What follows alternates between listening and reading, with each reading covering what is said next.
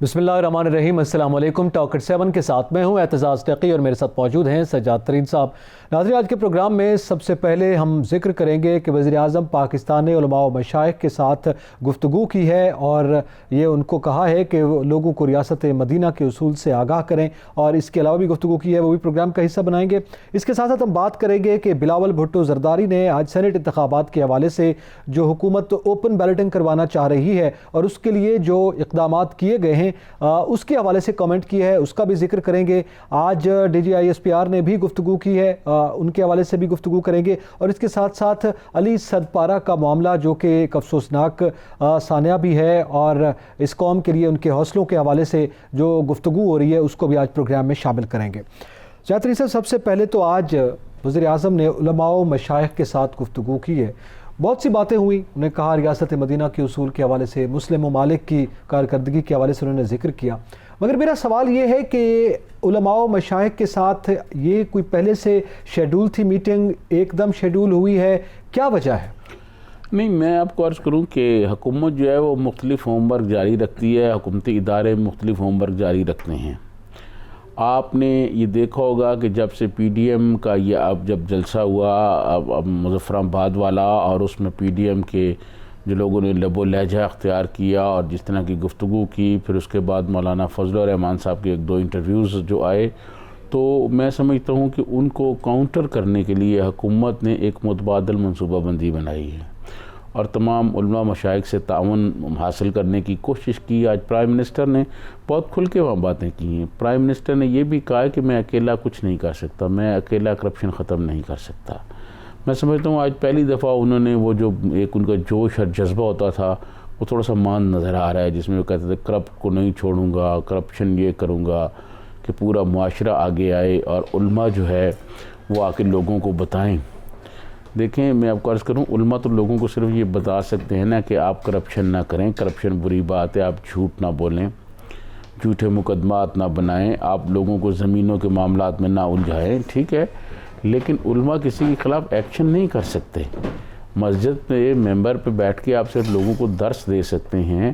ہمارے سماج کا جو رویہ ہو گیا ہے، ہمارا سماج جس طرح کا ہو گیا ہے اور جس طرح ہم چل پڑے ہیں، تو وہ ایسی صورتحال میں میں سمجھتا ہوں کہ ہمارے تمام مذہبی قائدین جو ہیں وہ ایک رول تو کر سکتے ہیں، لیکن اس کے لیے معاشرے کو رائے راست پر لانے کے لیے، معاشرے سے کرپشن ختم کرنے کے لیے، معاشرے کو کرپشن سے پاک کرنے کے لیے قوانین جو ہیں، جو موجود قوانین ہیں، ان پر عمل درآمد کرانا ضروری ہے۔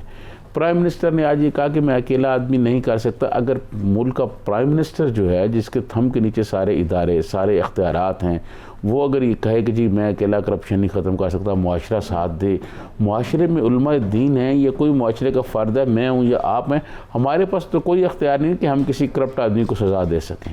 پاکستان ایک آئین کے تحت چلتا ہے، 1973 میں ایک آئین بنایا گیا، اس آئین کے تحت تمام اداروں کو جو ہے وہ اپنا اپنا حق دیا گیا ہے، اور اس کی آئین کے تحت جو ہے وہ کرپشن کو ختم کرنے کے لیے قوانین ہیں۔ اس میں بہت سارے قوانین اور بھی تبدیل کیے گئے۔ میاں نواز شریف نے احتساب بیورو بھی بنایا اور پھر بعد میں ان کے گلے بھی پڑا، ابھی بھی نیب چل رہا ہے۔ تو میں یہ سمجھتا ہوں کہ پرائم منسٹر عمران خان نے ایک کوشش کی ہے کہ تاکہ جو مذہبی حلقے ہیں ان کو بھی وہ ساتھ لے کر چلیں، کیونکہ پہلے ایسے تاثر لگ رہا تھا جیسے مذہبی حلقے ان سے دور ہو رہے ہیں۔ پھر آپ کو ایک اور بھی مطلب آپ کو پتہ ہے کہ ایک پہلے ایک دھرنا ہوا تھا اور اس میں بھی کچھ وعدے وعید کیے گئے تھے، اب وہ دوبارہ بھی اس طرف آ رہے ہیں، اس کو بھی ذرا روکنے کے لیے یہ کہا گیا۔ دیکھیں، ایسا نہیں ہو سکتا کہ آپ دھرنا دے کے کوئی ایسا مطالبہ کر سکیں جو پاکستان جو ہے وہ ملکی سطح پر یا بین الاقوامی سطح پر اس کا نقصان ہو پاکستان کو یا پاکستان کے مسائل ہوں۔ تو میں یہ سمجھتا ہوں کہ ایک کوشش کی ہے آج، اب دیکھنے آنے والے دنوں میں پتہ چلے گا کہ یہ جو کوشش پرائم منسٹر عمران خان نے کی ہے یہ کتنی مؤثر ہو سکتی ہے۔ لیکن کیا سجاد صاحب آپ نہیں سمجھتے کہ ظاہر علماء اور مشائخ کا ایک بڑا اہم کردار بھی ہے معاشرے کی اصلاح کے حوالے سے؟ جس طرح وزیر اعظم کے پہلے بھی یہ اسٹیٹمنٹ آ چکی ہے کہ معاشرے کو ذہنی طور پر بھی کرپشن سے پاک ہونا ہوگا نا، تب کہیں جا کر آپ عملی طور پر کرپشن سے پاک ہو سکتے ہیں. تو اس میں ظاہر ہے مشائخ موجود ہیں، ان کے مریدین کی ایک بڑی تعداد موجود ہے، علماء کے بڑے فالورز موجود ہیں، اور اگر کرپشن کے حوالے سے فوکس کیا جائے مساجد و ممبر سے اور ذہن سازی کی جائے، تو کیا وزیر اعظم کی یہ جو ایک کوشش ہے جس کے پیچھے یہ وجہ لگ رہی ہے کہ اگر ذہن سازی ہو جائے کرپشن کے خلاف تو بہت سے معاملات نجی سطح پہ خود بخود حل ہو جائیں گے؟ دیکھیں، جو آپ نے بات کی کہ جو وہاں علماء کرام موجود تھے، ان کا ایک حلقہ اثر ملک میں موجود ہے، اس میں کوئی دو رائے نہیں ہے. لیکن اب ذہن سازی جو ہے نا، ممبر پہ بیٹھ کے ذہن سازی جو اب میرے خیال میں وہ ہو سکتی ہے، لیکن اس کے لیے اب شاید وقت تھوڑا ہے. میں یہ سمجھتا ہوں کہ بہت ساری جو کرپشن پھیل چکی ہے، بہت ساری جو معاشرے میں برائیاں پھیل چکی ہیں، اب وہ جب تک ہم ذہن سازی کریں گے، نئے لوگوں کو ذہن کریں گے، تبدیل کریں گے، تو وہ اوپر تک آتے ہوئے بہت ٹائم لگ جائے گا. تو سب سے پہلے ہمیں جو ہمارا قانون ہے، ہمارا جو آئین ہے، جو ہمیں اختیارات دیتا ہے، اور اب پھر ہم نے ادارے بنائے ہوئے ہیں، ان اداروں کو متحرک کرنے کی ضرورت ہے. نیب والوں سے یہ پوچھنے کی ضرورت ہے کہ اتنے وسائل دینے کے باوجود آج تک جتنے بڑے بڑے لوگ تھے، میں ہر سنڈے کو دیکھتا ہوں کہ چیئرمین نیب کی طرف سے ایک بیان آ جاتا ہے کہ جی آپ فلاں کرپشن کے لیے ثبوت جمع کر لیں، فلاں کرپٹ اداروں کو نہ چھوڑیں. آج میں اس سنڈے کو چل رہا تھا کہ جی وہ کوئی سوسائٹیوں کے بارے میں جو ہے وہ جمع کریں کہ وہ کیا کر رہے ہیں. بھائی کچھ کر کے دکھایا جائے. دیکھیں، یہ میڈیا پہ اعلانات کرنے، میڈیا پہ آ جانا، میں یہ سمجھتا ہوں کہ جتنے چیئرمین نیب کے پاس اختیارات ہیں اور جتنے ان کے پاس وسائل ہیں، ابھی تک تو پاکستان کے جو ٹاپ کرپٹ لوگ تھے وہ ان کے خلاف مقدمات جو ہے وہ ثابت ہو چکے ہوتے، اور وہ عدالتوں میں جیلوں میں پڑے ہوئے ہوتے، عدالتوں میں ان کے خلاف فیصلے آ چکے ہوتے، ریکوری ہو چکی، جو بنیادی چیز. تو میں سمجھتا ہوں پرائم منسٹر عمران خان جب آئے تھے اور آنے سے پہلے وہ جو 126 دن تک وہاں ڈی چوک پر جو دھرنا دیتے رہے اور روز شام کو ایک خطاب فرماتے تھے، اور ہم اور آپ بہت جوش سے اس کو نشر بھی کرتے رہے ہیں. تعداد بے شک وہاں لوگوں کی کم ہو، لیکن ہم کیمرہ ٹرک سے بڑھا کے اور بڑے بڑے لاکھوں کی تعداد میں بھی دکھاتے رہے ہیں. میری آنکھیں بھی دیکھتی رہی ہیں اور کیمرے کی آنکھ بھی دیکھتی رہی ہے کہ وہاں کتنے لوگ تھے. اور اس وقت پرائم منسٹر یہ کہتے تھے کہ جناب یہ ہم کرپشن ختم کرنے کے لیے جا رہے ہیں اور کرپشن ختم ہو جائے گی اور میں آؤں گا اور 90 روز میں جو ہے دودھ اور شہد کی نہریں ہو جائیں گی. میں یہ سمجھتا ہوں کرپشن تو ختم نہیں ہوئی. اب تو آپ چلے جائیں مختلف اداروں میں چلے جائیں اور وہ ان اداروں میں جو لوگ ہیں آپ ان کو آف کیمرہ ان سے بات کریں، وہ بتاتے ہیں کہ کرپشن کی اب کیا صورتحال ہو گئی ہے. تو میں یہ سمجھتا ہوں کہ ایک یہ کوشش کی گئی ہے، لیکن اب یہ کاریگر اتنا کوئی مؤثر ثابت ہو سکے گی، کارگر ہوگی نہیں ہوگی، اس کا فیصلہ آنے والے دنوں میں پتہ چلے گا. لیکن کرپشن ختم کرنے کے لیے مذہبی حلقوں کی حمایت حاصل کرنا درست ہے، ٹھیک ہے، لیکن جو ادارے یہاں موجود ہیں، جو قانون یہاں موجود ہیں، ان کا بھی کم از کم کوئی جو ہے مؤثر استعمال کیا جائے تاکہ قومی خزانہ کو لوٹنے والے، غریبوں کی دولت کو لوٹنے والے اور غربت اور بے روزگاری میں لوگوں کو چھوڑ کے جانے والوں کا بھی کوئی احتساب ہو. ورنہ میں یہ سمجھتا ہوں کہ 2.5 سال گزر گئے ہیں، 2.5 سال سے زیادہ ٹائم گزر گئے، باقی ٹائم بہت تھوڑا رہ گیا ہے.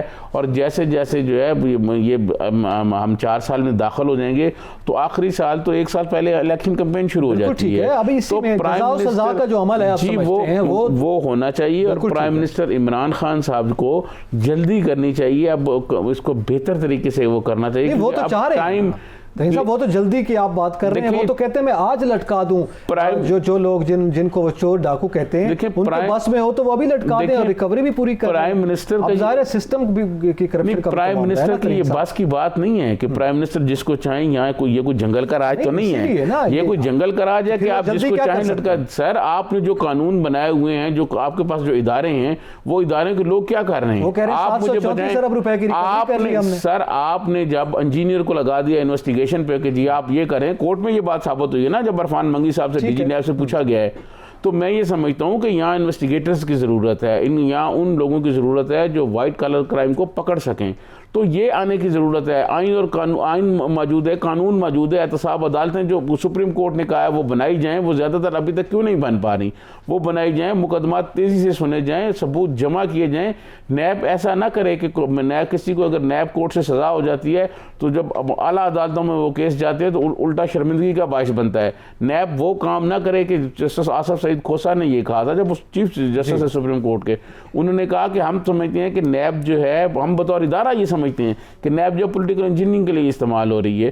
تو میں یہ سمجھتا ہوں کہ ان اداروں کو متحرک کرے پرائم منسٹر. یہ ٹھیک ہے پرائم منسٹر صاحب مذہبی حلقوں کو بھی ساتھ لے رہے ہیں, باقی لوگوں کو بھی لے رہے ہیں, تمام پورے معاشرے کو لے ساتھ, لیکن پورا معاشرہ جو ہے اس کے وہ بات تو کر سکتا ہے کرپشن کے بارے میں کہ کرپشن برا عمل ہے, وہ کرپشن کا ہاتھ نہیں روک سکتا.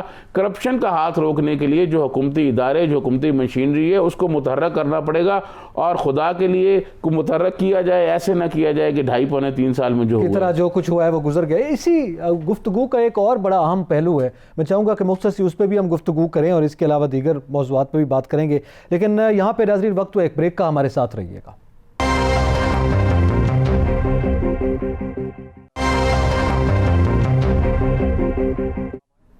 ویلکم بیک ناظرین. ہم گفتگو کر رہے ہیں وزیر اعظم کے علماء و مشائخ کے ساتھ جو آج گفتگو ہوئی ہے اس کے حوالے سے. جاترین صاحب, ایک پہلو جو آج وزیر اعظم نے یہ گفتگو کی کہ مسلم ممالک کے سربراہوں کا فرض ہے کہ جو امت مسلمہ ممالک کے جو مسائل ہیں اس کو حل کرنے میں اپنا کردار ادا کریں. اس حوالے سے آپ کیا سمجھتے ہیں؟ ظاہر ہے یہ ایک بڑا اہم معاملہ ہے, امت مسلمہ کی ہمیشہ بات ہوتی ہے. آج علماء و مشائخ بھی موجود تھے اور ظاہر ہے وہ ہمیشہ وہ خود بھی اس کی بات کرتے رہتے ہیں. تو آج پاکستان کے سربراہ کا یہ پیغام کیا اثر مرتب کرے گا؟ دیکھیں, میں آپ کو عرض کروں کہ مسلمانوں کے درمیان جو اختلافات ہیں, خاص طور مسلم ممالک کے درمیان, ان کو حل کرانے کے لیے ہم گائے بگائے کوشش کرتے رہتے ہیں. پرائم منسٹر عمران خان جب سے آئے ہیں یہ کوشش کرتے رہے ہیں اور امت مسلمہ کی قیادت کرنے کے بھی آگے بڑھے ہیں, بات چیت کی ہے انہوں نے.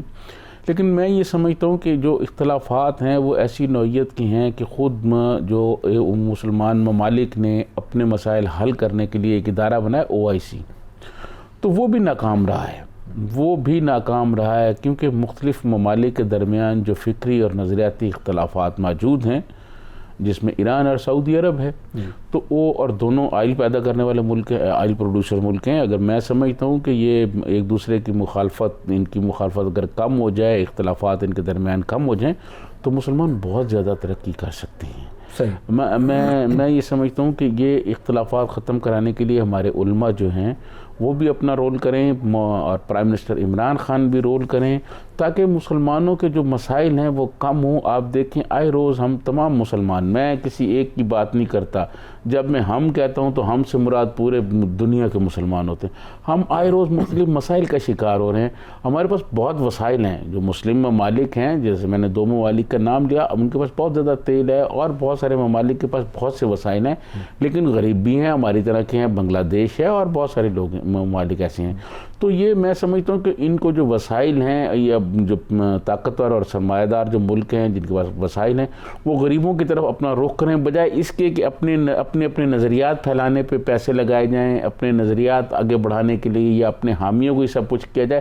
اس سے تھوڑا سا میرے خیال میں ذاتی مفادات سے ہٹ کے رول ہونا چاہیے. بڑے تناظر میں دیکھیں, پرائم منسٹر عمران خان نے اسی تناظر میں بات کی ہے کہ علماء بھی اپنا رول ادا کریں, تاکہ مسلمان ممالک کے درمیان جو اختلافات ہیں ان کو کم کیا جائے, اور جب اتفاق رائے پیدا کی جائے گی, دوستیاں, تعلق آگے بڑھایا جائے گا, تو پھر پوری مسلم امہ جو ہے, ویسے میں یہ سمجھتا ہوں آپ کی امہ ہے نہیں ہے کوئی بھی, میں سمجھتا ہوں کہ یہ ہم کہتے ہیں جو مسلم امہ ہے یا مسلم امہ کا, تو وہ کنسیپٹ آپ کو پتہ ہے, جب کشمیر پہ ہمارے ساتھ جو کچھ ہوا اور اس کے بعد مسلم ممالک نے جس طرح ہمارا ساتھ دیا اور جو ان کا رویہ تھا, اور جس طرح مدد مودی کا دوسرے ممالک میں جا کے استقبال ہوتا رہا اور پھر ان کے آرمی چیف جاتے رہے, اس سے پھر صورتحال اتنی اچھی نہیں واضح ہو گئی. تو میں یہ سمجھتا ہوں کہ یہ امہ کا کہنے والا بات ختم ہو گئی ہے, لیکن پھر بھی ہمیں یہ کوشش کرنی چاہیے کہ مسلمانوں کے درمیان اختلافات کم ہونے چاہیے, مسائل ہمارے جو ہیں وہ حل ہوں, تاکہ ہم آگے بڑھیں, اور اسی کی طرف ایک کوشش کی ہے پرائم منسٹر. ٹھیک ہے, تھوڑا آگے بڑھتے ہیں. آج بلاول بھٹو زرداری صاحب ایک مرتبہ پھر حکومت پر برسے ہیں, اور انہوں نے یہ بھی بات کی, انہوں نے بتایا, ان کی جانب سے ہم اس کو انکشاف کہہ سکتے ہیں, کہ PTI کے اپنے اراکین جو ہیں وہ چاہے صوبائی ہیں یا قومی اسمبلی سے ممبر تعلق رکھتے ہیں, وہ ناراض ہیں. اس کے ساتھ ساتھ اوپن بیلٹ کروانے کی وجہ یہی ہے. پھر بلاول بھٹو زرداری صاحب یہ کہہ رہے ہیں کہ ہم جو صدارتی آرڈیننس آیا ہے اس کو چیلنج بھی کریں گے, لیکن اس کے ساتھ ساتھ PTI کو یہ بھی بتا دیں کہ اگر اوپن بیلٹنگ بھی آپ کروائیں گے تو آپ کے ناراض اراکین آپ کی مخالفت میں ووٹ دیں گے. دیکھیں میں آپ کو عرض کروں کہ یہ جو بلاول بھٹو زرداری نے بات کی یہ کوئی ایسی بات یا ایسی سائنس نہیں ہے کہ جو انہوں نے کوئی بہت بڑا انکشاف کر دیا ہے۔ نقی صاحب آپ یقین کریں گزشتہ رات میں ایک جگہ پہ موجود تھا جہاں 2 منسٹر اس حکومت کے بہت اہم منسٹر موجود تھے، ان کے ساتھ کھانے پہ ہماری ملاقات تھی، تو جو ہمارا موضوع تھا گفتگو کا وہ سینٹ انتخابات تھے۔ جب ان سے یہ پوچھا گیا کہ جب آپ ایک آلریڈی آپ کیس لے کے گئے ہیں، ریفرنس آپ سپریم کورٹ میں لے گئے ہیں اوپن بیلٹ کے لیے، تو پھر آپ نے ریفرنس کیوں دائر کیا؟ تو انہوں نے یہ کہا کہ کچھ حکومتی ماہرین کا جو آئینی اور قانونی امور کے ماہرین ہیں ان کا خیال تھا کہ شاید حکومت کو ریلیف نہ مل سکے اس ریفرنس میں، یا اس کا فیصلہ تاخیر کا باعث ہو جائے، تو اس کے لیے کیا گیا ہے۔ تو میں نے پوچھا وجہ کیا ہے؟ تو خود حکومتی وزراء اب اپنی نجی محفلوں میں یہ کہتے ہیں کہ کئی حکومتی اراکین جو ہیں ان کے بارے میں پرائم منسٹر کے پاس یہ اطلاعات موجود ہیں کہ وہ سینٹ الیکشن میں اگر خفیہ بیلٹنگ ہوتی ہے تو وہ اپوزیشن کے کینڈیڈیٹس کو ووٹ دیں گے۔ اس کی وجہ میں نے پوچھی تو اس کی وجہ یہ ہے، دیکھیں میں آپ کو عرض کروں، اس وقت جو حکومت ہے یہ پچھلے 2-2.5 سال سے آپ دیکھیں کہ یہ چل رہی ہے ٹیکنوکریٹس پر۔ جتنے ٹیکنوکریٹس ہیں، اہم وزارتیں ان کے پاس ہیں اور اہم محکمے ان کے پاس ہیں، جو لوگ لاکھوں ووٹ لے کے آئے ہوئے ہیں، جو منتخب ہو کے آئے ہوئے ہیں، ان کو اس حکومت میں کوئی حصہ نہیں ملا، کوئی جگہ نہیں ملی۔ تو میں یہ سمجھتا ہوں کہ جو اراکین ہوتے ہیں، چاہے وہ قومی اسمبلی کے ہوں، چاہے صوبوں کے ہوں، وہ جب الیکشن ہو اس وقت یا بجٹ منظور ہونا ہو اس موقع پر وہ پھر اپنے اپنے مطالبات رکھتے ہیں۔ جیسے پرائم منسٹر نے ترقیاتی فنڈز جاری کیے ہیں، تو اس کے علاوہ بھی ابھی بہت سارے لوگ ناراض ہیں۔ اگر مجھے پتہ ہے، منسٹر بتا رہے ہیں، منسٹروں کو پتہ ہے، تو پرائم منسٹر کو بھی یہ پتہ ہے کہ لوگ ناراض ہیں اور وہ ووٹ جو ہیں وہ نہیں کریں گے۔ اور یقیناً مجھے یہ بھی پتہ ہے کہ بلاول بھٹو زرداری کا جو واٹس ایپ میسج موبائل ہے اور واٹس ایپ کا جو میسج ہے اس پر کس حکومتی ایم پی اے نے جو ہے نا اور ایم این ایز نے میسج کیے ہوئے ہیں کہ جی ہم آپ کے ساتھ ہیں، ہم آپ کو ووٹ دیں گے۔ بہت سارے لوگ جو ہیں، آپ کو پتہ ہے اس ٹیم میں بہت سارے لوگ تو وہ ہیں جو پہلے پیپلز پارٹی کی حکومت میں تھے، جس میں حفیظ شیخ صاحب بھی شامل ہیں، تو وہ اب بھی بلاول بھٹو کے ساتھ رابطے میں ہیں۔ تو یہ وہ جو بات کہہ رہے ہیں یہ سب لوگوں کو پتہ ہے کہ لوگ ان کے رابطے میں ہیں، اور کچھ حکومتی اراکین جو ہیں وہ ناراض ہیں، اور ان کو راضی کرنے کے لیے پرائم منسٹر نے ملاقاتیں بھی شروع کر رکھی ہیں، فنڈز کی بھی بات ہو رہی ہے، باقی جو لوگوں کے مسائل ہیں وہ بھی حل کیے جا رہے ہیں۔ لیکن کچھ لوگوں کا خیال ہے، بلکہ حکومتی وزراء یہ کل کہہ رہے تھے کہ اب شاید دیر ہو گئی ہے ان کو راضی کرنے میں، تو ان کا خیال یہ تھا کہ کوشش تو ہم کریں گے کہ یہ ہمارے لوگ جو ہیں یہ ادھر ادھر ووٹ نہ ڈالیں، لیکن خدشات موجود ہیں کہ ہمارے ووٹ جو ہیں نا وہ دائیں بائیں ہو سکتے ہیں۔ لیکن اب اس پہ آپ کیا سمجھتے ہیں؟ یہ صدارتی آرڈیننس آیا ہے، کل اس پہ رضا ربانی صاحب نے بھی خاصی تنقید کی ہے اور اسے حملہ قرار دیا ہے جمہوری اداروں پر، اور کہا ہے کہ پارلیمنٹ کے حوالے سے یہ معاملہ حق ہے پارلیمنٹ کا۔ تو اب آپ کیا سمجھتے ہیں صدارتی آرڈیننس کے آ جانے کے بعد کیا اوپن بیلٹنگ ممکن ہو پائے گی؟ کیونکہ پیراللی ہم دیکھ رہے ہیں کہ پارلیمنٹ میں بھی اس پہ بات ہوئی اور پھر کورٹ میں بھی یہ معاملہ چل رہا ہے۔ نہیں دیکھیں میں آپ کو عرض کروں، جب یہ رضا ربانی سے پریس کانفرنس کر رہے تھے اس کے بعد میری 2-3 آئینی اور قانونی امور کے ماہرین سے بات ہوئی ہے کہ کیا یہ رضا ربانی صاحب جو بات کر رہے ہیں، دیکھیں میں آپ کو عرض کروں جو آرڈیننس جاری ہوا ہے وہ اس کی تو آئین اور قانون میں گنجائش موجود ہے۔ آئین اور قانون صدر کو یہ حق دیتا ہے کہ آپ آرڈیننس حکومت جب چاہے جاری کرا دے، ٹھیک ہے جی، ایک بات۔ دوسری بات یہ ہے کہ ہاں یہ ٹھیک ہے کہ جس حوالے سے رضا ربانی صاحب نے کہا، کیونکہ قومی اسمبلی کا اجلاس چل رہا تھا، اچانک حکومت نے اس کو ختم کیا اور اس میں بل بھی پیش کیا یہ، لیکن اس اجلاس کو ختم کر دیا، اس پہ ڈیبیٹ نہیں کرائی گئی، صرف راجہ پرویز اشرف صاحب ہی ابھی بولے تھے تو ہنگامہ ہو گیا۔ اس کے بعد اجلاس سینٹ کا بھی ملتوی ہو گیا، قومی اسمبلی بھی، اور پھر رات کو وہ جاری کر دیا گیا۔ اس حوالے سے وہ کہہ رہے ہیں کہ جمہوریت پر حملہ ہے، لیکن میں یہ سمجھتا ہوں کہ یہ جو آرڈیننس جاری ہوا ہے اس کو منسلک کر دیا ہے سپریم کورٹ کے فیصلے تک۔ اگر سپریم کورٹ کی جانب سے یہ آ جاتا ہے کہ جناب یہ جو ہے نا خفیہ بیلٹنگ ہوگی، اوپننگ بیلٹنگ نہیں ہو سکتی، آئین اس کی اجازت نہیں دیتا، تو یہ خود بخود جو ہے یہ ریفرنس جو ہے ختم ہو جائے گا، اس کی کوئی حیثیت نہیں رہے گی۔ تو میں یہ سمجھتا ہوں کہ حکومت نے ایک کوشش کی ہے اپنا سینٹ الیکشن محفوظ بنانے کے لیے تاکہ ووٹ ادھر ادھر نہ ہو جائیں۔ لیکن میں حکومتی وزراء کی بات آپ کو بتاؤں، میں نے ان سے جب یہ پوچھا تو انہوں نے کہا جی ہم کوشش تو کر رہے ہیں اپنا الیکشن سیف کرنے کی، لیکن حالات ایسے ہو گئے ہیں کہ لگ نہیں رہا کہ ہو، تو ایسے ان کو لگ رہا ہے کہ ان کی سیٹیں کچھ ادھر ادھر ہو جائیں گی۔ یہ سارا اسی لیے کیا جا رہا ہے۔ اب دیکھنا یہ ہے کہ حکومت جو اقدامات کر رہی ہے ان اقدامات پر وہ کتنا پورا اتر سکتی ہے اور کس طرح آپ سینٹ الیکشن وہ کر سکتی ہے۔ لیکن اس کے ساتھ ساتھ یہ بھی سمجھا جا رہا ہے کہ ایک جانب شاید حکومت اپنا الیکشن تو سیو کرنا چاہ رہی ہے، لیکن دوسری جانب اپوزیشن کے حوالے سے جو ان کے ریمارکس سامنے آ رہے ہیں کہ اپوزیشن ایکسپوز ہو گئی ہے، وہ شفافیت کی قائل نہیں ہے، وہ انتخابات میں اوپن بیلٹنگ کی مخالفت کر کے خود بے نقاب ہوئی ہے جو اس سے پہلے اس کی حمایت کرتی رہی ہے، تو آج جب موقع آیا ہے تو یہ واضح ہو گیا ہے۔ تو وہ یہ سمجھتے ہیں کہ ایک تیر کے ساتھ دو شکار کیے ہیں حکومت نے، ایک جانب تو وہ اپنے الیکشن سیو کرنا چاہ رہی ہے، اگر وہ نہ بھی ہو پائے تو کم سے کم انہوں نے اپوزیشن کے چہروں کو بے نقاب کیا۔ دیکھیے میں سمجھتا ہوں کہ حکومتی حلقے یہ کہہ سکتے ہیں کہ جی ہم نے اپوزیشن کے چہروں کو بے نقاب کیا، لیکن حقیقت ایسی نہیں ہے۔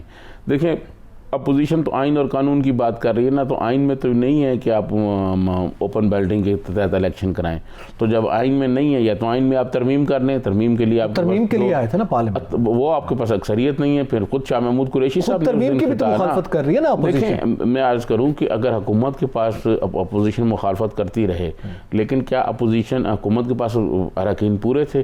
ایک بات۔ دوسری بات یہ ہے کہ حکومت نے کون سا سنجیدہ کام کیا ہے، آپ مجھے بتائیں اس ترمیم کو لانے کے لیے؟ کیا کوئی کمیٹی بنائی ہے، کوئی اپوزیشن سے بات چیت کی ہے؟ بات چیت جو ہے وہ ٹی وی ٹاک شو پر ہوتی ہے کہ ٹی وی ٹاک شو پر آ کے مناظرے کیے جاتے ہیں، ٹی وی ٹاک شو پر بات کی جاتی ہے۔ سر ان کو ایک کمیٹی بنانی چاہیے تھی۔ میں نے آپ کو یاد ہوگا کہ پچھلے ہفتے کے پروگرام میں نے ایک آپ جملہ آپ کو بتایا تھا کہ prime minister Imran Khan senate کے الیکشن کے بعد کوئی سرپرائز بھی دے سکتے ہیں، اور آپ نے زیر لب مسکراتے ہوئے کہا تھا کہ جی وہ بتائیں، تو میں نے کہا وہ ذرا ابھی کچھ جلدی نہیں ہے۔ تو اب تو ہم جب پروگرام کر کے چلے گئے تو اس کے بعد جو بعد میں پروگرام آتے رہے پچھلے 4 دن میں، تو لوگ اس بات کی جگالی کرتے رہے، یہی کہتے رہے کہ جی وہ سرپرائز ہو سکتا ہے، اس طرح ہو سکتا ہے، اور بڑے بڑے اپنے آپ کو مفکر سمجھنے والے ہماری بات کو آگے ہماری بات کی جگالی کر رہے تھے۔ تو میں آپ کو عرض کروں کہ یہ جو صورتحال اس وقت بن رہی ہے نا، اس صورتحال کو کنٹرول کرنا اور معاملات کو آگے لے کے جانا یہ حکومت کا کام ہے۔ حکومت کمیٹی بنائے، حکومت کمیٹی بنا کر بلاول بھٹو کے پاس جاتی، شہباز شریف صاحب کے پاس جاتی، باقی مسلم لیگیوں کے پاس جاتی، تو جا کے ان سے یہ معاملات کرنے پڑتے، ان کو کہنا پڑتا کہ جی ہم یہ کرنا چاہتے ہیں، اس کا آپ کو بھی فائدہ ہے، ہمیں بھی فائدہ ہے۔ ٹھیک ہے، تو میں یہ سمجھتا ہوں کہ اگر بات چیت کی جاتی تو ہو سکتا ہے کوئی درمیانی راستہ نکل آتا۔ اب نقی صاحب ایک طرف سے آپ نے ہاتھ میں ڈنڈا پکڑا ہوا ہے، دوسری طرف سے وزراء اسمبلی میں گالیاں دے رہے ہیں، اور پھر آپ کہیں جی اپوزیشن تعاون کرے گی، تو ایسے میں اپوزیشن پھول تو نہیں پیش کرے گی۔ تو پھر دونوں طرف سے آپ سمجھتے ہیں کہ غیر سنجیدگی کا مظاہرہ کیا؟ بالکل حکومت کی جانب سے، کیونکہ کام حکومت نے کرنا ہے، تو ان کی جانب سے غیر سنجیدگی کا مظاہرہ کیا گیا، وہ اس معاملے میں سنجیدہ نہیں تھے، یہ آپ سمجھتے ہیں۔ اس کے حوالے سے کچھ مزید بھی بات کریں گے۔ فوج کا سیاست سے کوئی تعلق نہیں، آج ترجمان پاک فوج کا یہ بیان آیا ہے، اس پہ گفتگو بھی کرتے ہیں اور علی صدپارہ کو بھی خراج عقیدت پیش کرتے ہیں، لیکن یہاں پہ وقت ایک بریک کا، ہمارے ساتھ رہیے گا۔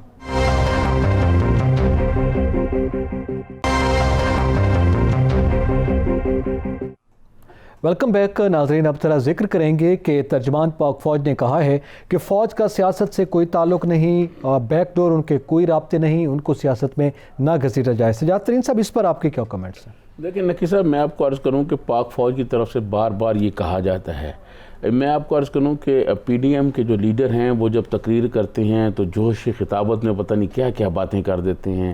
ابھی آپ کو یاد ہوگا کہ مظفر آباد کا جب جلسہ تھا، اس جلسے میں محترمہ مریم نواز صاحبہ نے یہ کہا کہ سینٹ میں جب عمران خان سے جو ہے وہ بل مینج نہیں ہو سکی اپوزیشن اوپن بیلٹ پہ، اور پھر اس کے بعد بڑوں کے فون آ گئے، اس طرح کے جملے۔ تو میں یہ سمجھتا ہوں کہ پاک فوج نے یہ وضاحت کر دی ہے، اور ساری پولیٹیکل پارٹیاں بھی یہی کہتی ہیں کہ پاک فوج تو کوئی مداخلت نہیں کر رہی، کوئی وہ نہیں کر رہی۔ لیکن میں سمجھتا ہوں کہ بعض دفعہ پی ڈی ایم کے جو سارے نہیں، پی ڈی ایم کے سارے قائدین نہیں، کچھ چند قائدین جو ہیں وہ اس قسم کی گفتگو کرتے ہیں۔ اداروں کو اس میں انوالو نہیں کرنا چاہیے۔ یہ پاک فوج جو ہے ہمارا قومی سلامتی کا ادارہ ہے، اور میں سمجھتا ہوں کہ قومی سلامتی کے اداروں کو کم از کم معاف کر دینا چاہیے، ان کو اپنی سیاست میں نہیں گھسیٹنا چاہیے۔ سیاست میں خود ہی گھسیٹتے رہیں اور خود اپنے آپ کو چلاتے رہیں، حکومت کے بارے میں کرتے رہیں، اور شیخ رشید صاحب پھر جو اپوزیشن کے گھسیٹنے کے لیے تیار ہیں، وہ بھی مختلف منطقیں لے کے آ جاتے ہیں میدان میں۔ ٹھیک ہے، اسی کے ساتھ ہی آج ترجمان پاک فوج نے گفتگو کرتے ہوئے کہا ہے کہ کوہ پیماؤں کے سرچ آپریشن میں کسی قسم کی کوئی کسر نہیں رکھی جائے گی۔ یقینی طور پر فوج اپنا کردار ادا کر رہی ہے، اور اپنے اس سیگمنٹ میں ہم اس قوم کے فخر اور بایاناز شخصیت محمد علی ستپارہ کو سلام پیش کرتے ہیں اور پوری قوم ان کے زندہ لوٹ آنے کے لیے دعا گو ہے. وہ ابھی تک لاپتہ ہیں, سرچ آپریشن جاری ہے. ان کے حوالے سے گفتگو کریں گے اور یہ پورا سیگمنٹ بلکہ آج کا پورا پروگرام آپ محمد علی ستپارہ کے نام کرتے ہیں. اسی حوالے سے گفتگو کرنے کے لیے ہمارے ساتھ اس وقت اسٹوڈیوز میں موجود ہیں معروف کوہ پیما ہیں مرزا علی بیگ صاحب.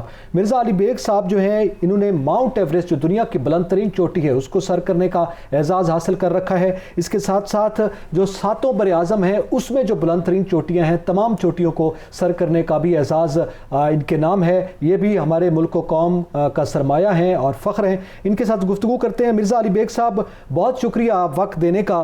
سر آپ سے ہم یہ جاننا چاہیں گے کہ سب سے پہلے تو آپ اور محمد علی ستپارہ صاحب ساتھ ساتھ رہے ہیں, یقینی طور پر وہ ایک بڑی شخصیت ہیں, ان کی لاپتہ ہونے کے حوالے سے پوری قوم جو ہے وہ دعا گو ہے, اس پر آپ کیا کہیں گے؟ سب سے پہلے نقی صاحب میں آپ کا شکریہ ادا کرتا ہوں کہ آپ نے محمد علی ستپارہ کے نام سے آج کے یہ پروگرام کو آپ نے منسوب کیا. یہ صرف محمد علی ستپارہ کے لیے نہیں بلکہ جتنے بھی کوہ پیما ہے ماؤنٹینئرز ہیں ان کے لیے یہ بہت بڑا حوصلہ دے گا.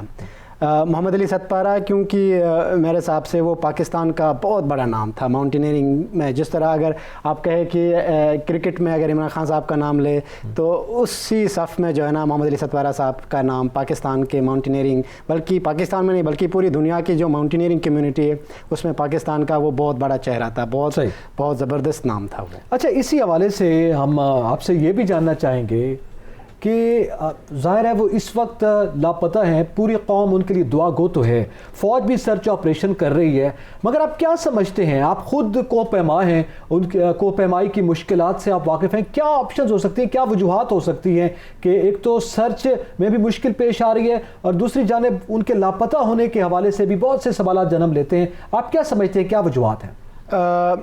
سب سے پہلے اگر ہم دیکھیں ماؤنٹینئرنگ کو تو ماؤنٹینئرنگ میں مختلف ایلیویشن مختلف الٹیٹیوڈ ہوتے ہیں. اب چونکہ جہاں پہ وہ مسنگ ہے وہ ایک ایسے سیکشن آف دا ماؤنٹین ہے جس کو ہم ڈیتھ زون کہتے ہیں. ٹھیک ہے. تو وہ 8000 سے اوپر کا جو ایریا ہے وہ ڈیتھ زون کہلاتا ہے ماؤنٹینئرنگ کی لینگویج میں. تو وہ جو مسنگ ہے وہ اس ایریا میں ہے جہاں پہ انسان کا پہنچنا انتہائی مشکل ہے. اور ہیلی کا جو ایریل سرچ ہے وہ بھی اس الٹیٹیوڈ تک ممکن نہیں ہے ان کی اتنے فلائی کرے, لیکن ہمارے بہادر جو آرمی کے پائلٹس ہیں انہوں نے بالکل جو میکسیمم فلائٹ لیول ہے ہیلی کاپٹر کا یعنی 7800 تک انہوں نے فلائی کیا. لیکن کیونکہ کراکرم میں K2 ایک ایسا پہاڑ ہے کہ تھوڑی سی بھی بادل اگر آ جائے تو وہ بالکل اپنے آپ کو چھپاتا ہے. K2 ایک ایسا ماؤنٹین ہے. تو سرچ کا جو پرابلم ہے ابھی وہ موسم کہ جو بادل ہے وہ ماؤنٹین کو کور کرتا ہے, اسی لیے وہ ویزیبلٹی جو ہے وہ مشکل ہوتا ہے کہ وہ آنکھوں سے دیکھے یا لوکیٹ کرے کہ کہاں پہ ان کی لوکیشن ہو سکتا ہے یا ویئر اباؤٹس کہاں پہ ہے. تو یہ مشکل آ رہا ہے. مرزا صاحب آپ یہ بتائیں کہ آپ کیا سمجھتے ہیں کہ ان کے سفر کے دوران کیا ایسا ان کے ساتھ حادثہ پیش آیا ہوگا اس ڈیتھ زون میں جس کی وجہ سے وہ لاپتہ ہوئے, کیا وجہ کیا ہو سکتی ہے؟ دیکھیے ابھی کیونکہ ہم امید رکھے ہوئے سب پوری قوم نے بہت دعائیں کر رہے ہیں پوری قوم, لیکن کچھ چیزیں ہوتے ہیں. ایک تو ہوتے آپٹمسٹ ہونا, ایک ریئلسٹک گراؤنڈ ہے. اب پروفیشنل ماؤنٹینئرنگ پروسپیکٹ پہ اگر ہم دیکھ لیں تو 8000 سے اوپر ونٹرز میں اگر 10 گھنٹے یا 12 گھنٹے یا میکسیمم 15 گھنٹے تک سروائیول کا ہم امید رکھ سکتے ہیں, کیونکہ ونٹرز میں نارمل سیزن سے تقریباً ڈبل ہوتا ہے کنڈیشنز, اتنی چیلنجنگ ہوتا ہے. اور K2 کے اوپر ڈیتھ زون میں بوٹل نیک جو ایریا ہے جو پورا کرکس ہے K2 کا, اس ایریا میں مسنگ ہونا بہت مشکل ہے. تو میرے حساب سے اس میں ایک ایسے انسیڈنٹ ہو گیا جس میں تینوں کو ایک دم جو ہے اس نے مشکل میں ڈال دیا. اچھا, یہ کیسے پوسیبل ہے, یہی ہم جاننا چاہتے ہیں, ہمارے ناظرین جاننا چاہتے ہیں. کیونکہ پہاڑ جب چڑھتے ہیں تو ایک دوسرے کے پیچھے کلائم کرتے ہیں. اب چونکہ پہلے جو ٹیم تھی نیپال کی جو ٹیم تھی جو 16 جنوری کو سمٹ کیا, انہوں نے رسی لگائے تھے سمٹ کے دن سمٹ کے لیے. اب کیونکہ 20 دن بعد یہ لوگ جا رہے تھے, اب وہاں پہ رسی کا کس کنڈیشن میں تھے, کیونکہ اسپن ڈرفٹ کی وجہ سے, برف کی وجہ سے وہ رسی جو ہے وہ دب سکتا ہے. اب اس کو ڈگ آؤٹ کرنا بہت چیلنجنگ کام ہے. اب نیا رسی لگانا ان کے پاس تھا نہیں تھا, کیونکہ ایمرجنسی روپ ہوتے ایکچولی ایسے کنڈیشنز میں. ماؤنٹینئرز کے پاس میکسیمم 50 میٹر کا رسی ہوتا ہے 5 mm کا, 5 mm کا. اب میرے حساب سے اللہ کرے میں غلط ہوں, لیکن اس میں 3-4 جو ہے پاسبلٹیز ہے انسیڈنٹ کا. ایک تو یہ ہے کہ باٹل نیک کا جو ایریا ہے وہ ڈائریکٹلی جو باٹل نیک ٹریورس یا اس کے اوپر ایک گلیشیئر لٹکا ہوا ہے. جس روٹ کو کلائم کرتے بالکل اس کے اوپر حصے میں برف کا بہت بڑا وہ ہے, بہت بڑا سرک ہے. اب وہ چڑھتے ہوئے وہاں سے ایک تو یہ آپشن ہے کہ وہاں سے سرک گر کے ان کو ہٹ کیا ہو سکتا ہے. دوسرا یہ ہے کہ ٹریورس کے دوران بھی سرک گرنے کا چانس ہے, کیونکہ 2008 میں بھی ایک ایسا انسیڈنٹ ہو چکا تھا جس میں 11 لوگ جو ہے نا اپنے جان کے بازی ہار چکے تھے گرمیوں میں.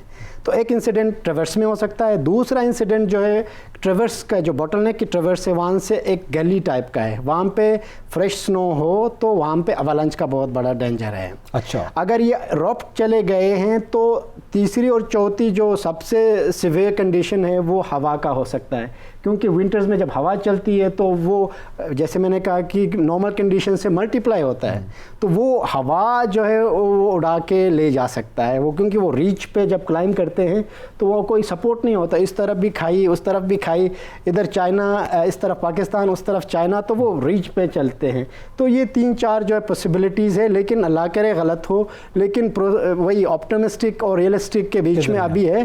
تو ان کے بیٹے نے, فرزند نے ساجد, کیونکہ وہ بہت, میرا سلام اس کے لیے, وہ اتنا بہادر بچہ ہے. اس نے خود بھی کہا کہ اگر سچ کرے تو باڈی کا کرے. وہ اس نے خود یہ بتایا. جی بالکل, یہ بڑے حوصلے کی بات ہے, بہت بڑی ہے. بیٹے کی. مرزا صاحب آپ یہ بتائیں کہ یہ کس قسم کی جو ہیلپ ہے وہ کتنی دیر میں اگر نہ پہنچے کوپیما کو, تو اس کے بعد یہ امکانات پیدا ہو جاتے ہیں کہ وہ اب شاید اس دنیا میں نہیں رہے. اس میں یہ اس قسم کی جو مسنگ ہے, ایسی جو صورتحال ہے جو محمد علی کے ساتھ پیش ہوئی ہے, کیا یہ کتنی دیر تک امداد کو پہنچنا بہت ضروری ہوتا ہے, ہیلی کاپٹر کا یا کسی اور کا؟ ابھی دیکھیے ٹائمنگ کا وقفہ کتنا ہونا چاہیے؟ دیکھیے اگر فرض کرے کہ 6000 میٹر سے نیچے ہو تو وہاں پہ ہیلی جو ہے نا وہ پہنچ کے وہاں پہ ایریل کوئی چیز سامان ڈراپ بھی کر سکتا ہے, وہاں پہ ایئر لفٹ بھی کر سکتا ہے. جیسے کہ ہمارے آرمی کے ہیلی کاپٹروں نے بہت سارے ایسے ریسکیوز کر چکے ہیں کہ لوگوں کو پہاڑ سے بہت ہائی الٹیٹیوڈ سے بھی انہوں نے اٹھایا ہوا ہے. لیکن ابھی چونکہ یہاں ایسے الٹیٹیوڈ ہے کہ یہاں پہ ہیلی کاپٹر نہیں پہنچ سکتا ہے, نہ کوئی اور رسد پہنچا سکتے ہیں, کیونکہ بہت چیلنجنگ ہے, کیونکہ پہاڑ کو چڑھ کے وہاں پہ پہنچنا انتہائی مشکل کام ہے. تو وہ سروائیول کے لیے یہ کر سکتے ہیں کہ موسم خراب ہو گیا تو وہ ڈگ کر کے اپنے لیے بھیوک کہتے ہیں انگریزی ماؤنٹینئرنگ کی زبان میں, کہ برف کو کھود کے اس میں سے ایک گھر سا بنا سکتے ہیں, کیو بناتے ہیں, سنو کیو بنا کے وہاں پہ اس میں اس وقت بناتے ہیں جب آپ ایکسٹریم سٹورم میں چلے جاتے ہیں یا بہت ہوا چلتی ہو, یا پھر دوسرے اس طرح ہو سکتا ہے کہ رات ہونے والی ہے اور آپ جا کے کہیں آگے نہیں پروسیڈ کر سکتے ہیں, ہیڈ لیمپ نہیں ہے یا انرجی ڈرین ہو گیا, تو اس ٹائم جو ہے نا آپ بیوک کرتے ہو. اب کیونکہ ہیلی کاپٹر کا 8200 8600 پہ رسد پہنچانا بہت مشکل کام ہے. لوور آلٹیٹیوڈ پہ یہ ہو سکتا ہے. میری خواہش ہے, میں نے 1-2 اور جگہ میں بھی یہی کہا, کیونکہ ڈرون ٹیکنالوجی جو ہے وہ اس زمن میں بہت یوزفل ہو سکتا ہے, کیونکہ جب ایک پولش کلائمبر نے اسکی کیا تھا ایوریسٹ کی K2 کی سمٹ سے, تو اس کو K2 سمٹ سے ڈرون سے فلم کر کے نیچے پہنچایا تھا. تو ہمارے پاس بھی اگر آپ, کیونکہ ہیلی کاپٹرز بہت ایکسپینسو کاسٹلی ہے, اس کے ساتھ ہمارے پائلٹس بہت ہی قیمتی ہوتے ہیں, تو وہ بہت رسکی ہوتا ہے, ان کی فلائٹ سیلنگ اتنی زیادہ نہیں ہوتی ہے. تو ڈرون ٹیکنالوجی کے ذریعے سے آپ نے جیسے کہا کہ کیا کر سکتے ہیں, تو وہ اس طرح کے اگر نئے اس میں ہم انویسٹ کریں تو وہ ان دا فیوچر, کیونکہ آگے اور بہت بڑھنا ہے. ابھی فارنرز آتے ہیں ہمارے ملک میں, ابھی یہ بہت پروان چڑھ رہا ہے آؤٹ ڈور اور ماؤنٹینئرنگ کا جو کلچر ہے, تو وہ بہت ضروری ہے تاکہ اس طرح کے کنڈیشنز میں وہ پہنچا سکے, چاہے میڈیسن ہو, چاہے سروائیول کے بلینکٹس ہو, یا وہ جو ماؤنٹینئرنگ سیٹلائٹ ٹیکنالوجی کا استعمال کیا جائے. آپ سمجھتے ہیں ڈرون ٹیکنالوجی ظاہر ہے اسی کے ایک اس کا ایک آپشن ڈرون کی شکل میں بالکل. اچھا, آپ یہ ایک اچھی آپشن ہے. کیا ہمارے پاس کوئی اس قسم کے وسائل موجود ہیں؟ دیکھیے کیونکہ دنیا میں ڈیجیٹلائز ہو گیا ہے اور ٹیکنالوجی کو بہت سپورٹ کرتے ہیں، تو میرے خیال میں کہ ہمارے ملک میں ضرور ہے. اب میں نے اس دن کہا کہ ملٹری پرپز جو ڈرونز ہیں اس کو تھوڑا موڈیفائی کر کے یا پھر اس کو ریپلیکیٹ کر کے اس طرح کے سرچ اینڈ ریسکیو کے لیے استعمال کر سکتے.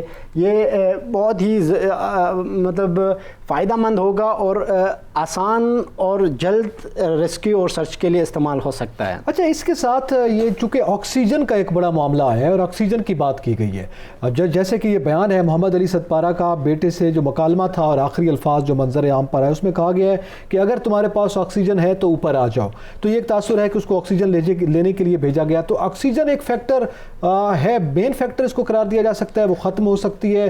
کیا جاتے ہوئے کتنی دیر تک وہ آکسیجن ساتھ دیتی ہے اور کتنی دیر بعد دوبارہ اس کو ریفل کرنے کی یا ریپلیس کرنے کی ضرورت ہوتی ہے سرنڈر کو؟ اب چونکہ علی صاحب جو ہے وہ نانگا پربت کر چکے تھے، وہ پہلا بندہ تھا جو نانگا پربت کے سمٹ پہ پہنچا تھا 2016 میں، تو وہ بہت ایکسپیرینسڈ آدمی تھا. وہ نارملی بھی وداؤٹ سپلیمنٹ آکسیجن کلائم کرتا تھا. تو آکسیجن آپ کو ایک آرٹیفیشل آکسیجن پرووائڈ کرتا ہے، کیونکہ جیسے جیسے آپ آلٹیٹیوڈ کو گین کرتے ہیں اس میں ہوا میں آکسیجن کا جو والیوم ہے وہ کم ہوتا جاتا ہے. تو 40% 35% تک جو ہے نا ہوا میں آکسیجن کا لیول ہوتا ہے. تو سپلیمنٹ آکسیجن آپ کو آکسیجن پرووائڈ کرتا ہے. اب آکسیجن کچھ لوگ جو کمرشل آسپیکٹ میں وہ زیادہ سپلیمنٹ آکسیجن استعمال کرتے ہیں، جو بہت ہی ٹرینڈ اور ایکسپیرینس لوگ ہوتے ہیں وہ وداؤٹ سپلیمنٹ آکسیجن جاتے ہیں. اوکے. تو آکسیجن ساجد جو ہے وہ آکسیجن کے ساتھ اٹیمپٹ کر رہا تھا، تو وہ جو لاسٹ آیا ہے وہ ہے ہمارے سب کے اس میں کہ وہ واپس ہو، کیونکہ اس کا ریگولیٹر ہوتا ہے، مختلف اوزار ہوتے ہیں، تو وہ ریگولیٹر میل فنکشن کیا ہو کیونکہ ٹھنڈ اتنی زیادہ تھی کہ وہ کام نہیں کیا اس نے. ٹھیک ہے. یا دوسرا یہ کہ علی کو معلوم ہو گیا کہ سچویشن اتنی مشکل ہے آگے کی اس نے اس کو واپس بھیج دیا. تو آکسیجن کا کنزیوم کرنا اس میں ہوتے ہیں 4 kg کا ایک باٹل ہوتا ہے. ٹھیک ہے. اس میں کمپریسڈ جو آکسیجن بناتے ہیں وہ 1200 لیٹر کا ہوتا ہے. ٹھیک ہے. تو وہ ایک بڑی وجہ بنی ہے. تو وہ ان کے پاس تھا ہی نہیں کیونکہ وہ وداؤٹ سپلیمنٹ آکسیجن جا رہے تھے. اچھا، وداؤٹ سپلیمنٹ آکسیجن یہ ایک بڑا فیکٹر جو ہے وہ ہو سکتا ہے. مزاج بھائی صاحب بہت سی باتیں ہو سکتی ہیں لیکن پروگرام کا وقت چونکہ ختم ہو گیا. آپ کا بہت شکریہ، آپ نے اپنا قیمتی وقت دیا. سجاد ترین صاحب میرے خیال میں اب وقت ختم ہو گیا، تو بہت سی باتیں ہم دیگر پروگرام میں بھی کریں گے. اعتزاز نقی اور سجاد ترین کو اجازت دیجیے گا. اللہ حافظ.